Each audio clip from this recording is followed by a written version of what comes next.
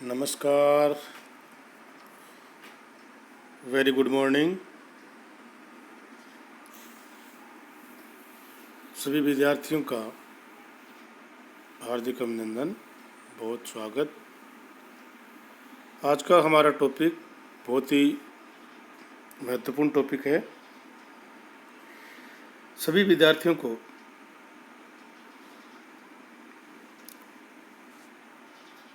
अभी तक हमने वैल्यूएशन ऑफ शेयर्स से संबंधित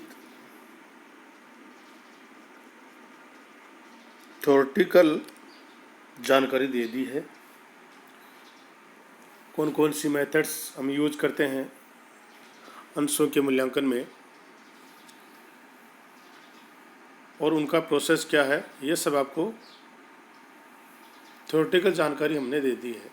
अब हम आज से प्रैक्टिकल क्वेश्चंस स्टार्ट करेंगे जो कि सभी बच्चों को अच्छे लगते हैं। थ्योरेटिकल बातें उनको ज़्यादा समझ में नहीं आती है, तो हम प्रैक्टिकल से स्टार्ट करेंगे।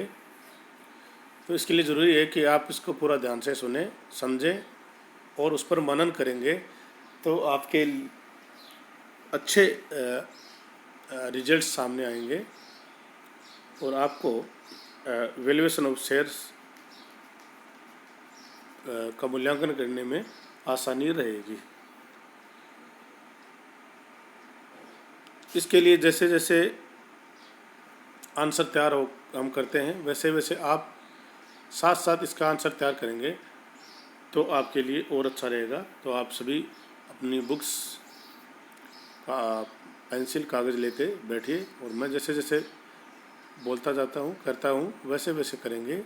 मैं बताऊँगा, वैसे करते रहेंगे तो आपका भी आंसर तैयार हो जाएगा और आपको ज़्यादा समझ में आएगा। शुरू करें? ओके। ये देखिए, ये आपको एक क्वेश्चन दिया हुआ है, बैलेंस शीट दी हुई है एक कंपनी की 31 मार्च 2015, जिसमें आपको लायबिलिटीज़ एंड असेट्स दोनों पार्ट दिए हुए हैं। इक्विटी शेयर कैपिटल दी हुई है, जनरल रिजर्व दिया हुआ है, टर्म लोन और करंट लायबिलिटीज़, ये हमारी लायबिलिटीज़ है। और goodwill, fix assets, investment, trade और करंट असेट्स, ये आपके दिए हुए हैं लायबिलिटीज़। ओके, देखिए 31 मार्च 2015 the fixed assets were independently valued at 2,10,000 and the goodwill to be revalued at 10-year purchase of super profit। Goodwill का जो मूल्यांकन है वो हमने वापस किया है, करना है 10 ईयर के क्रय के आधार पर। बेस क्या लेंगे? Super profit. और फिक्स असेट्स है, उसको स्वतंत्र रूप से मूल्यांकन करा तो 2,10,000 की उसकी फिक्स असेट्स है, उसका वैल्यू आई है। The first tax profit for the 3 year, 3 साल का आपको प्रॉफिट दिया गया है। 2012-13, 13-14 और 14-15। 51,600 है 12-13 का, 13-14 का 54,800 और 14-15 का 40,600। An yield of the 12% is the considered to be normal in the line of industry। इसी प्रकार की जो इंडस्ट्री है, उद्योग है, उसमें सामान्य प्रत्याय की जो दर है वो है 12%। You are asked to compute the value of a equity share on net assets based। Net assets को बेस लेते हुए आपको इक्विटी शेयर का मूल्यांकन करना है। Charge additional depreciation on the increase in the value of fix asset at the rate of 10%। आपने स्थायी संपत्ति के मूल्य में अगर कोई वृद्धि हुई है तो उस पर एडिशनल चार्ज करेंगे, depreciation at the rate of 10%। Compute करना, आपको कैलकुलेशन करना है वैल्यू पर share on the base of net assets. ठीक है, आपको बैलेंस शीट बता दी मैंने और ये आपको गुडविल का मूल्यांकन करना है 10 वर्ष के क्रय के आधार पर, और कैलकुलेट क्या करना है, वैल्यू पर शेयर। बेस कौन सा लेंगे, नेट एसेट्स बेस लेंगे। तो अब आपको पता होना चाहिए कि नेट एसेट्स बेस लेंगे तो हमारा प्रोसेस किस प्रकार से होगा, और इन समायोजनों को ध्यान में रखते हुए करना है। अब आपको मैं एक बात महत्वपूर्ण बता देता हूँ, जो कि सबसे महत्वपूर्ण बात है कि वैल्यू ऑफ शेयर्स का जो चैप्टर है वो हम वैल्यू ऑफ गुडविल के बाद में स्टार्ट करते हैं, क्योंकि अंशों का जो मूल्यांकन है उस चैप्टर में वैल्यू ऑफ गुडविल का पार्ट होता है। तो अगर आपको वैल्यू ऑफ गुडविल का कैलकुलेशन करना नहीं आता है तो आप वैल्यू ऑफ शेयर्स का अमाउंट कैलकुलेट नहीं कर सकते हैं। इसलिए मैं इस चैप्टर को बाद में लिया है, तो पूरा ध्यान से सुनेंगे। आपको गुडविल का मूल्यांकन वाला चैप्टर है भी, वो भी ध्यान में रखना है, क्योंकि हमें यहाँ पर गुडविल का कैलकुलेशन करना है। जो गुडविल दी गई है उसको हम यूज नहीं करेंगे, हम जो नई गुडविल आएगी हम कैलकुलेट करेंगे, उस गुडविल को हमें अमाउंट का है जो उसका यूज करते हुए वैल्यू पर शेयर का मूल्य ज्ञात करना होगा। तो शुरू करते हैं, पूरा ध्यान से सुनिए। कैलकुलेशन ऑफ गुडविल, सबसे पहले हम क्या करेंगे, कैलकुलेशन ऑफ गुडविल करेंगे। और गुडविल को कैलकुलेशन करने के लिए आपके पास क्या करना होगा, कैपिटल एम्प्लॉयड का अमाउंट कैलकुलेट करना होगा। इसके बारे में मैंने आपको एक अलग से वीडियो बना के बताया था कि कैपिटल एम्प्लॉयड का अमाउंट हम किस प्रकार से याद करते हैं। संपत्तियों को जोड़ते हैं और दायित्वों को घटाते हैं। कौन से दायित्व है, चालू दायित्व। तो साथ साथ करेंगे तो ज़्यादा समझ में आएगा।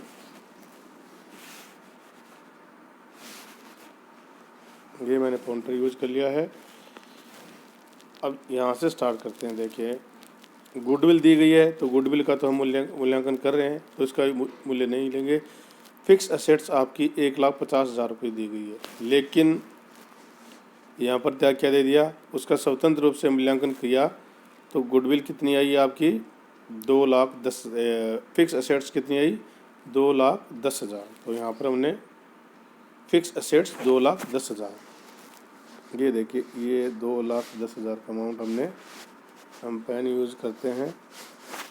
तो ये फिक्स एसेट्स ये 2,10,000। ओके, नेक्स्ट चलते हैं। ये देखिए, इन्वेस्टमेंट है वो ट्रेड, नॉन ट्रेड इन्वेस्टमेंट हो तो हम उसको यहाँ पर यूज नहीं लेंगे, उसका अमाउंट। ट्रेड है तो इसको हम यहाँ पर शामिल करेंगे। ये देखिए, इन्वेस्टमेंट ट्रेड अमाउंट कितना है 1,00,000। वापस देखिए 1,00,000 है। ओके,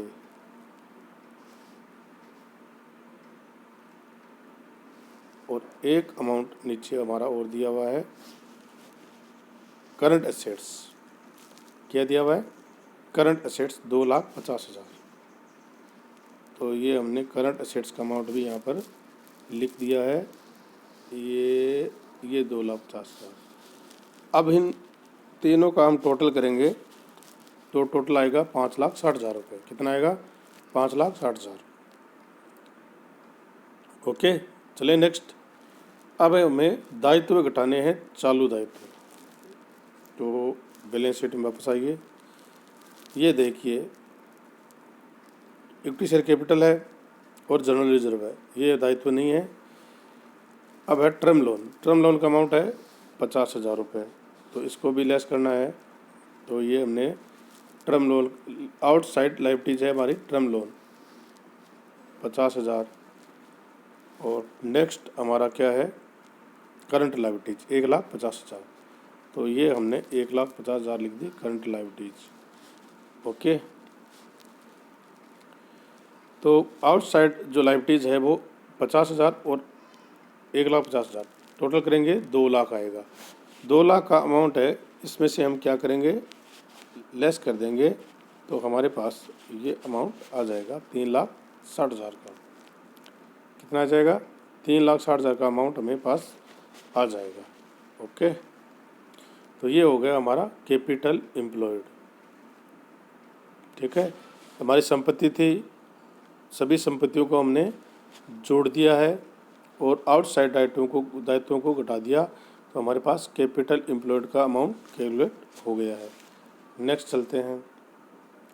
अब हमें क्या करना है, एवरेज कैपिटल एम्प्लॉयड कैलकुलेट करना है।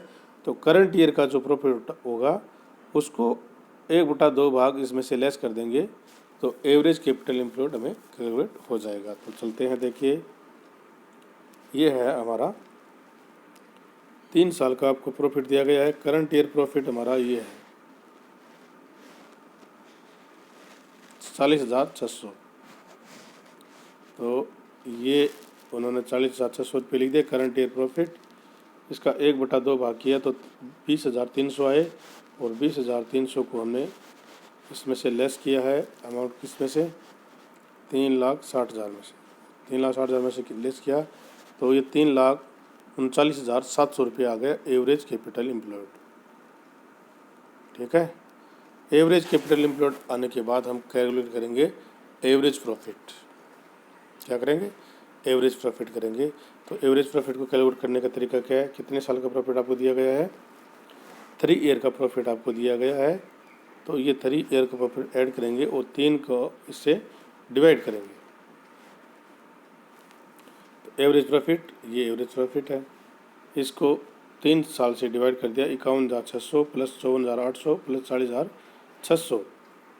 ये देखिए 51,600, 54,800 और 40,600 ये अमाउंट हमने कर दिया और इसको 3 से डिवाइड किया तो हमारे पास ये अमाउंट आ गया 49,000 रुपये का। अब 49,000 में से हम करेंगे एडिशनल जो डेप्रिसिएशन है उसको लेस करेंगे। अब देखिए एडिशनल डेप्रिसिएशन कैसे लेस करेंगे। न्यू वैल्यू हमारी कितनी आ गई गुडविल की, फिक्स एसेट्स की 2,10,000 रुपये, और पहले आपके पास उसकी वैल्यू कितनी थी 1,50,000 रुपये। तो इंक्रीज़ कितना हो गया हमारा 60,000 रुपये। कितना हो गया 60,000 हो गया। और जो रेट है वो डेप्रिसिएशन की जो रेट आपकी कितनी है वो है 10% रेट है। कितनी है 10% है। तो 2,10,000 माइनस 1,50,000 बराबर 60,000 आ गए। और 60,000 का 10% करेंगे तो 6,000 हमारा एडिशनल डेप्रिसिएशन हो गया, वो उसमें से लेस करेंगे। अब हमें क्या करना है, नॉर्मल प्रॉफिट इसमें से लेस करना है। नॉर्मल प्रॉफिट हमारा लेस कैलकुलेट करने का तरीका एवरेज कैपिटल एम्प्लॉयड को मल्टीप्लाई करेंगे normal rate of return. Normal rate of return इसी प्रकार के जो उद्योग है, संस्थान है, वहाँ पर 12% है। तो 3,39,700 को 12% से मल्टीप्लाई कर देंगे तो ये हमारा नॉर्मल प्रॉफिट हो जाएगा 40,764 रुपये। और इन दोनों का टोटल करेंगे तो 46,764 रुपये हो जाएगा। और डिफरेंस जो अमाउंट आएगा सुपर प्रॉफिट जिसको हम बोलते हैं, एवरेज प्रॉफिट में से हम लेस करेंगे नॉर्मल प्रॉफिट, तो हमारा जो अमाउंट आएगा डिफरेंस का वो सुपर प्रॉफिट आ जाएगा। सुपर प्रॉफिट 2,236 रुपये। और 10 ईयर के परचेज के आधार पर करना है तो वैल्यू ऑफ गुडविल बराबर 2,236 इंटू 10, तो अमाउंट कितना आ गया 22,360। ये आ गई आपकी गुडविल, 22,360 आपकी आ गई गुडविल। ओके, अब गुडविल का कैलकुलेशन करते ही हम वैल्यू ऑफ शेयर का मूल्यांकन आसानी से कर सकते हैं। स्टार्ट करते हैं। देखिए हमने पहले क्या निकाला, नेट एसेट्स। नेट एसेट्स निकाले थे। कैपिटल एम्प्लॉयड का अमाउंट कितना था हमारा, पूरा ध्यान से रखना है, ध्यान से सुनना है। ये देखिए 3,60,000 था ना, 3,60,000 था विदाउट गुडविल के। अब हमने गुडविल का मूल्यांकन याद कर लिया है तो नेट एसेट्स निकालने तो कैपिटल एम्प्लॉयड में गुडविल का मूल्य ऐड कर देंगे। 3,60,000 में 22,360 ऐड किया तो 3,82,360, ये हमारा आ गया नेट एसेट्स। हमें मेथड कौन सा यूज करना है, नेट एसेट्स का मेथड यूज करना है। और नेट एसेट्स का मेथड क्या होता है, हमें हमारी सभी संपत्तियों को जोड़ते हैं और उसमें से बाह्य दायित्वों को लेस करते हैं। और सभी संपत्तियों का लेने का अलग अलग प्रोसेस है, जिससे स्थायी संपत्ति है, चालू संपत्ति है और कृत्रिम संपत्ति है। उनको कृत्रिम जो संपत्ति है उनका मूल्य हम यहाँ पर ऐड नहीं करते हैं। चालू संपत्ति है उनको हम बाज़ार मूल्य पर लेते हैं और जो हमारी स्थायी संपत्ति है उसमें हम डेप्रिसिएशन को लेस करके उनका मूल्य यहाँ पर इंक्लूड करते हैं। तो हमारी जो संपत्ति आ गई टोटल नेट दायित्व घटाने के बाद तो 3,82,360। अब वैल्यू पर शेयर का मूल्य याद करना है तो उसका फॉर्मूला हमारा क्या है, नेट एसेट्स को डिवाइड करेंगे नंबर ऑफ शेयर से। तो नेट एसेट्स 3,82,360। अब नंबर ऑफ शेयर कितने हैं, ये देखिए नंबर ऑफ शेयर आपके कितने हो गए 10,000। ये आपके 10,000 है number of share. Number of share से इसको डिवाइड कर देंगे 10,000 से तो 38.24 रुपये पर शेयर के हिसाब से इसका मूल्य ज्ञात हो गया है। तो बहुत ही सिंपल मेथड है net assets valued method. Net assets में संपत्तियों को ध्यान में रखते हुए इसका मूल्यांकन हम करते हैं। तो आप सबका बहुत बहुत धन्यवाद, और आप तो अच्छा लगे तो लाइक शेयर करें ताकि आपको और अच्छे वीडियो मिल सके। थैंक यू, बहुत बहुत धन्यवाद।